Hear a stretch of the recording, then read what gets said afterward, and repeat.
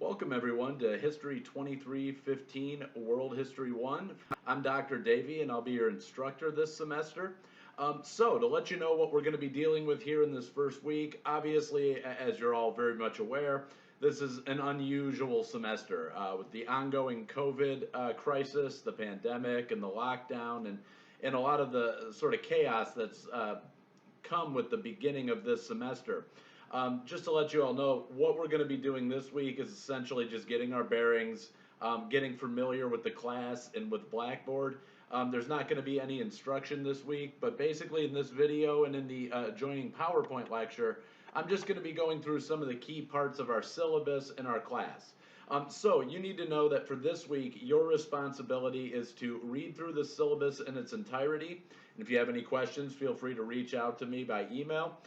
And also read through some of the adjoining documents and poking around on Blackboard to sort of understand how the page works and how the course is going to work as we move forward in the semester. To introduce myself, as I mentioned, I'm your instructor. My name is Dr. Joe Davey.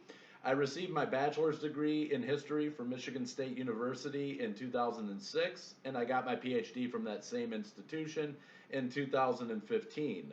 There's a few years of a gap there in between where I kind of bounced around. I've studied at the University of Illinois in Urbana-Champaign, the School of Oriental and African Studies in London, and the University of Nigeria in Nsukka, which is in the Igbo land region of southeastern Nigeria.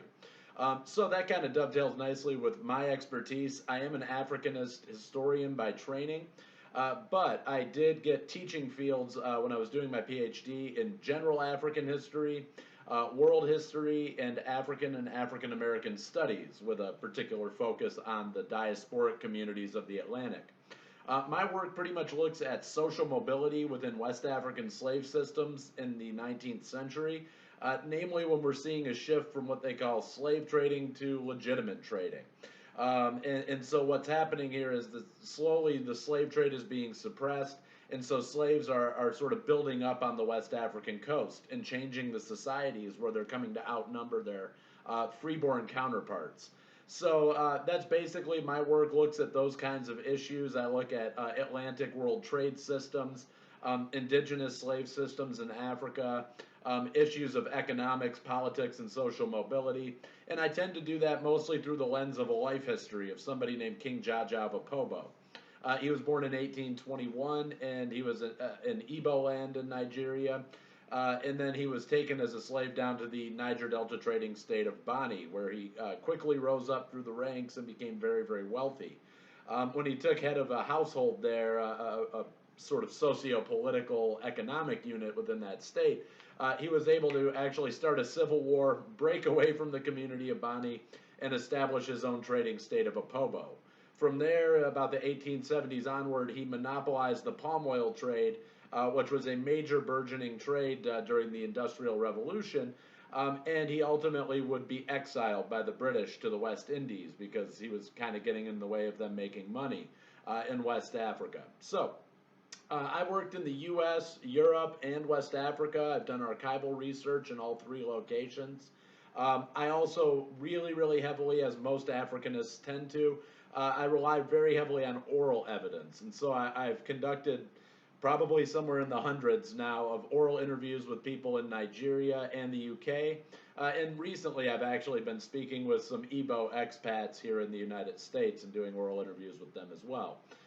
So I'm fluent in the Nigerian language known as Igbo, and as I'm also, so I have a functional understanding of West African Pidgin English, which fluency is kind of hard to gauge in a non-structured language like Pidgin English.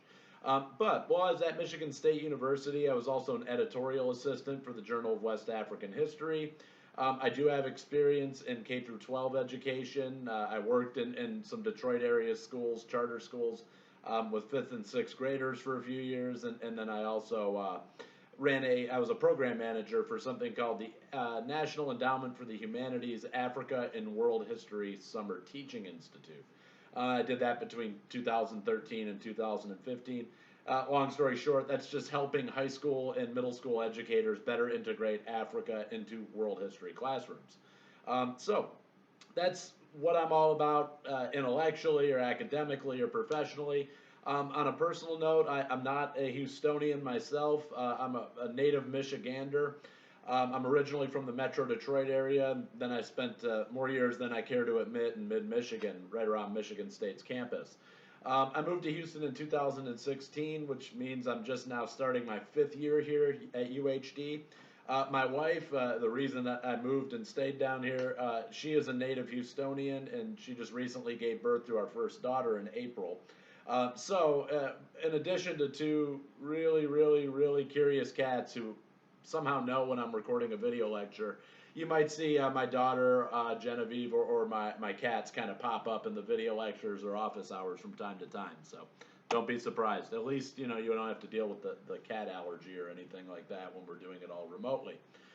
So that brings us to the major thing for this week, just what you're all responsible for here in week one. I'm sure that there's a lot of confusion and people are probably a little nervous to get this rather unusual semester underway. But like I said right up front, we don't have any course instruction this week. There's no class material you're responsible for, no required readings. But in lieu of those kinds of weekly lectures and readings that you would normally be doing, I am going to ask that you take this first week to go ahead and purchase the course textbook. I've listed the textbook information, including the exact ISBN number, in our course syllabus in this PowerPoint lecture that you're seeing here in week one. The few things I want to point out about that, it's an ebook. I think it retails for around $60 from the publisher. It'll be the only resource I'm requiring you all to go out and get this semester. And it'll be something that you can, once you've purchased it, you'll have access to it immediately. There's, not going to have that lag time of having it shipped through Amazon. The other thing I wanted to point out about our course textbook is that you absolutely must get volume 1. You're going to be a little bit lost in terms of page numbers and where we're at with the readings and stuff. If you have an older or sort of earlier edition of our textbook, but that's not the end of the world. The information is largely the same. Now, with all that being said, you have to get volume 1. If you end up getting volume 2 of Worlds Together, Worlds Apart by Robert Tigner and a handful of other authors, then you're going to see a bunch of information that we're not going to be talking about because it only covers everything that's in the second phase of this class, which is World History 2.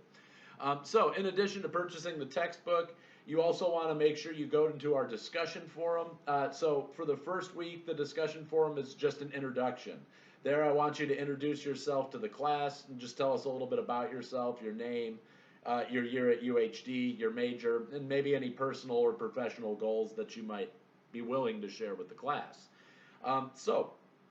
In addition to those two things, I also expect this week that you are going to become very familiar with our course structure and policy. Really, this is where I'm asking you to take some time to read through what I've posted up on Blackboard thus far. Mostly the course syllabus, but there's also a document up there where I talk about email etiquette and contacting your instructor, or me. Long story short, the best way to do that is just to send me a direct email, davyj@uhd.edu. I check that way more readily than I do the Blackboard messaging system, and that will actually come right through to my phone. So you can bother me while I'm watching dinner, reading to my kid, or trying to catch an Astros game or something. Finally, the last thing you need to do this week is just access this video, which if you're watching it, the assumption is that you figured that out, and to take a look at the PowerPoint lecture that I posted for this week, just kind of walking us through some of the assessments for the class.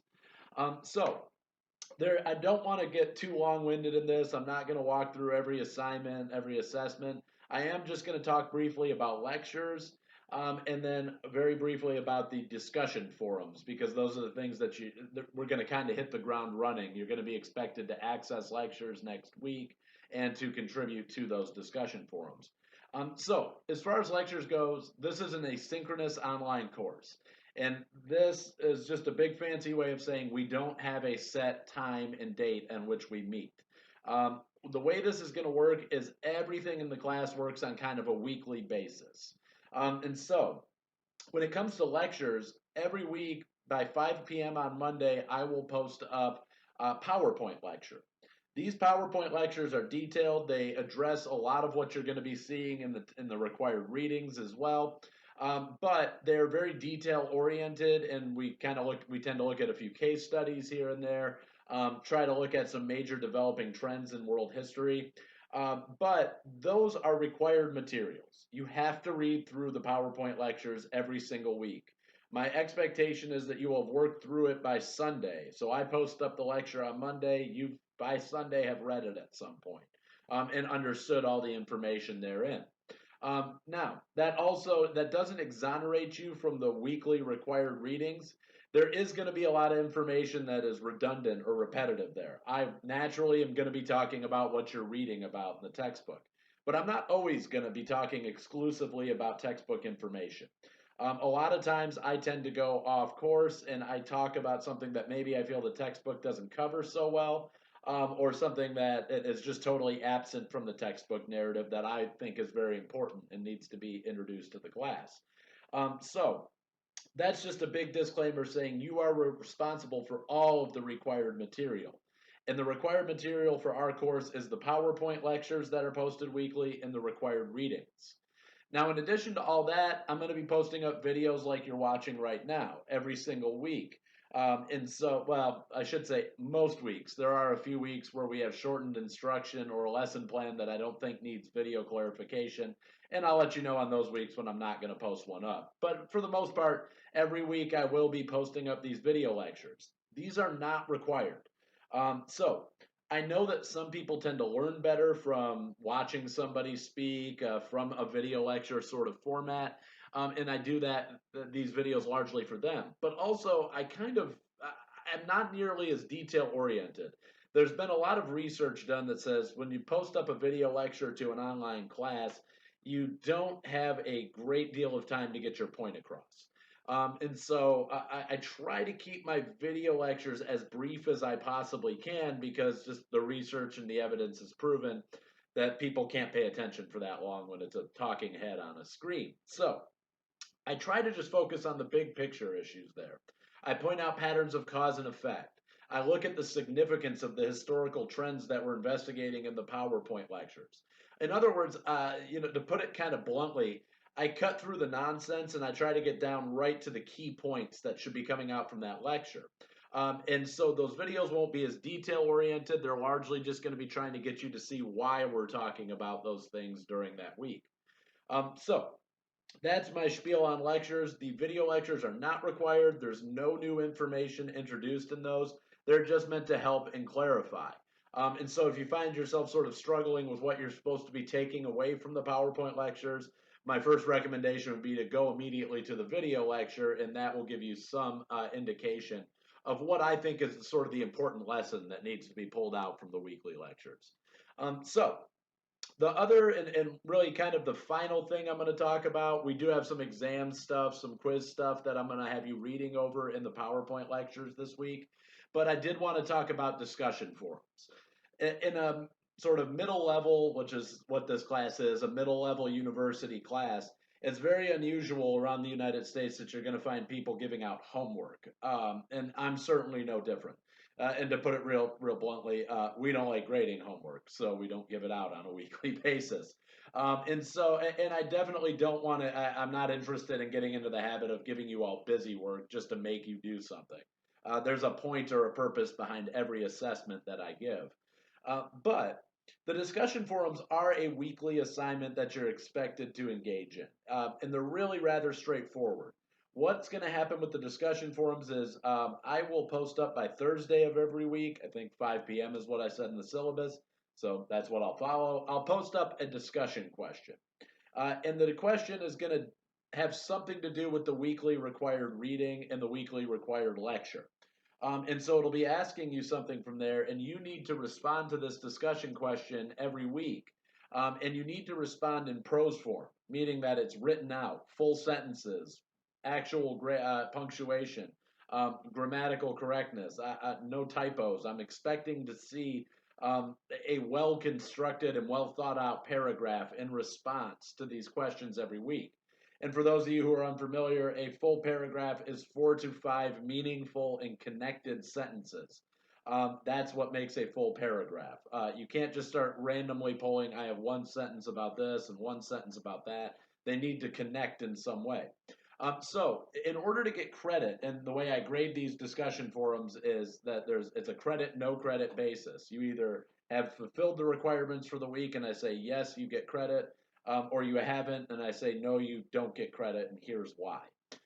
So I'm going to post this question up every week by Thursday, 5 p.m. You have to respond by Sunday at 11:59 p.m. The idea here is that you are going to be giving specific evidence showing that you've read the required readings for the week, showing that you've worked through the lecture or the PowerPoint, and really understand what we're talking about that week. And so then you will go in and respond. You won't be able to see anybody else's responses until you have crafted your own. This is to help avoid plagiarism. The idea is that you're going to go up and respond with at least a full paragraph. That's the minimum to get credit. And you're going to give evidence from the required reading. And if necessary, you can also draw in information from the lectures. But if you do not have in-text citations, and I've given an example in the PowerPoint lecture for this week of what a good response looks like, you will not get credit. You have to give an actual in-text citation that refers to the required reading for each week. And so that's how these discussion forums are going to work. You have to respond by 11:59 p.m. Sunday night every week, or you will not get credit. I don't take late responses on these discussion forums. And the reason for that is because of how I grade them. The way this works is there's about 15 weeks in a semester, and I'm going to estimate that maybe 2 weeks, like the first week and probably the last week, and maybe even a third week somewhere in between. I don't post, I would say probably for your midterm, there won't be a discussion question. So overall, there's going to be about 12 opportunities to respond to these discussion questions. You can skip 2 of them over the course of the semester, but if you want to get full credit for your discussion forum portion of the grade, you need to have 10 credited responses by the end of the semester. And in the syllabus and in the PowerPoint for this week, I walk through how the grading sort of pans out at the end of the academic semester. 10 credited responses gets you 100% for discussion forums. 9 is a 90%, 8, 80, so on and so forth, until you get down to 6 credited responses is a 60%.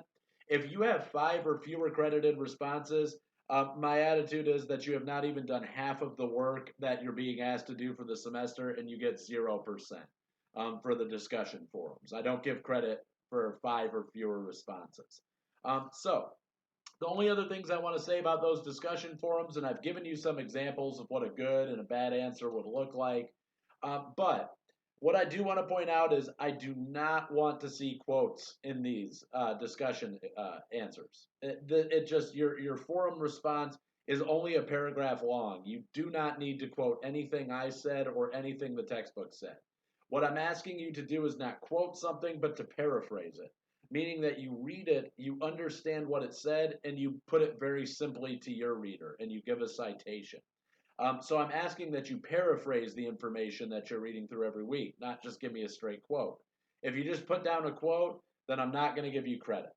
The last and final thing I do want to touch on here with the discussion forums is an issue that we'll revisit when we talk about term IDs in the midterm exam, and when we start discussing what I want to see in your papers. It's a key issue in all university classes, and it's plagiarism. These discussion forums are opportunities where you can get tagged for plagiarism if you're not being careful. So I want to send that warning out very clearly. I take plagiarism very, very seriously, and most people in the social sciences and humanities do as well. And so what is really key here is to understand what plagiarism is and when you're committing it. Because plagiarism, unlike cheating, the intention to plagiarize doesn't have to be there. You may not know you're plagiarizing, but your penalty is still going to be the same. It goes back to that old axiom that ignorance is not an excuse. It doesn't necessarily exonerate you from having committed plagiarism. It is your responsibility as students at UHD to know what plagiarism is and to avoid it at all costs. So any idea or statement taken from another source needs to be given a citation. So what I mean by that, and that people get confused around this idea, and what we say is you don't need a citation if something is considered common knowledge. So an example I could draw out that most people are familiar with would be the Atlantic slave trade. If I say millions of Africans were forced to migrate across the Atlantic in the Atlantic slave trade between 1460 and 1860, I don't need a citation. That's common knowledge. Everybody knows millions of people were taken out of Africa. I'm not saying anything specific. Now, if I say 12.5 to 13.5 million Africans were forced to migrate across the Atlantic during the Atlantic slave trade, I now need a citation. It took years of research and work and publications to get down to that number of 12.5 to 13.5 million. And therefore, it represents work that somebody else did, and I am borrowing that information. Therefore, I need a citation for that. And so that's what we mean about the difference between just information and common knowledge. So you need a citation for any information that is not common knowledge that you are drawing from another source. And that source could be my lectures, that could be the textbook. So if you're not giving a citation, even if you're paraphrasing it, you are committing plagiarism. Now, the other type of plagiarism that I tend to see a lot, especially in online courses, is the old kind of classic copy and paste plagiarism. If you copy and paste anything ever, you very least you need quotation marks around it and you need a citation to give credit to the source. Now, as I already said, in these discussion forums, I do not accept quotations. It's too short and I don't want to see them. I want to see your words, not someone else's. But with the paper and in some other venues in academia, you're going to find that you're given an opportunity to provide quotations. But if you take something word for word out of my lecture and you don't put quotation marks around it, even if you cite it, you're committing plagiarism. Because what you're saying by not putting quotation marks around it is, this is my interpretation of what Dr. Davy said in his lecture. But it's not your interpretation. You're taking what I'm saying word for word, and that's plagiarism. So just understand those rules around plagiarism. To let you know, the way I work with this is, look, I'm not going to just bring the hammer down on the first offense in these discussion forums. If you commit plagiarism in one of the discussion forums the first time, you just don't get credit for that week, and I'll explain why. If you do it a second time, you are now at risk because you've already been warned. You're now at risk for technically losing all the credit for the entire semester in the discussion forum.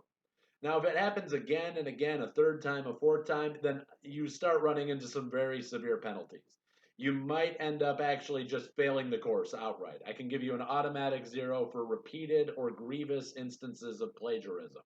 And so, long story short, that's really, really, really unpleasant for every party involved. I don't like it. You're not going to like it. I promise you that. So just avoid plagiarism at all costs. You're better off losing credit because you weren't prepared to do something or you didn't have the information readily at hand. It's better off to lose credit that way than to lose credit and then also risk taking on these much larger repercussions. And so, definitely don't double down on the fact that you weren't prepared by cheating or plagiarizing. You're never going to win in that regard. So, I really do want to end this on a much happier note than me basically hounding you all about plagiarism and stuff. So, I am going to say just take a look through the rest of the PowerPoint lecture that I put up for this week. It's not really a lecture as much as just walking through some of the key points in our syllabus. We have 2 exams, 3 quizzes that are just designed to be making sure you're staying up on the reading. I will post a study guide for the exams, but not for the quizzes. The quizzes are kind of just made to see if you're following along in time. And we're going to talk more about the exam and the build up to it. I'll post a review and a study guide, and I'm certainly not, this won't be the last you hear about it until our midterm. But I really do look forward to working with you all this semester. I've given you some other key information in the PowerPoint, but we are going to begin our work in earnest next week, so it's really important you get the course textbook. And I really want to tell you all, if there's anything you need, feel free to email me at davyj, D-A-V-E-Y-J, at uhd.edu. My email address is in the syllabus. It's all over the course page. It's pretty easy to get a hold of me. So one thing I always want to point out to students is be proactive. That's always going to work out in your benefit. Don't wait until a deadline passes to tell me you have a scheduling conflict. Make sure that you're reaching out to me when you're encountering material you don't understand. Reach out in advance so that you don't wait until an exam comes and goes and you've already lost credit. My job, you're never bothering me as an instructor when you reach out and ask questions. It's my job to be responsive to you all, and to try to help you work through this material. So don't hesitate to reach out to me. I'm always available for questions. And certainly, if you need anything this week, feel free to reach out. Well, it's good meeting you all, for whatever that means in terms of posting up a video. But I really do look forward to working with you all this semester, and sort of taking some of these challenges that have been thrown at us in the era of COVID-19. But feel free to reach out if you need anything at all. I'm here for you, and we'll get rolling with World History 1 next week. Take care.